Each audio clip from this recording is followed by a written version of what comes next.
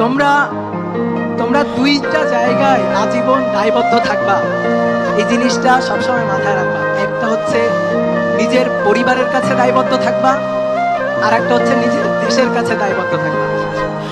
তোমরা একটা জিনিস জানো না, দেশ আমাদের ফ্রিতে এমন একটা জিনিস দেয় যেটা আসলে অমূল্য, সেটা হচ্ছে নাগরিকত্ব।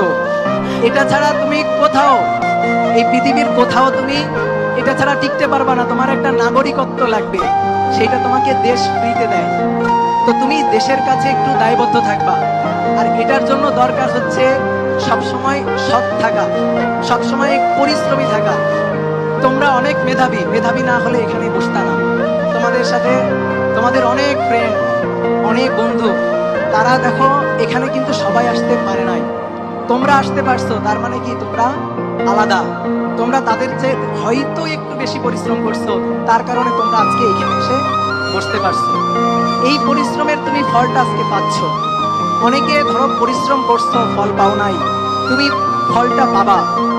কখনো ফল সাথে সাথে, কাজের সাথে সাথে পাওয়া যায়, কিন্তু কখনো ফল পাইতে একটু দেরি হয়। এর জন্য লাগে ধৈর্য, ধৈর্য ধরতে হয়, সৃষ্টিকর্তার উপরে বিশ্বাস রাখতে হয়। তুমি যদি সব থেকে পরিশ্রম করো, তুমি এর ফল এক সময় পাবা। এটা তুমি মাথায় রাখো। এটা আমি আমার লাইফ থেকে বললাম, এটা আমার লাইফের এক্সাম্পল।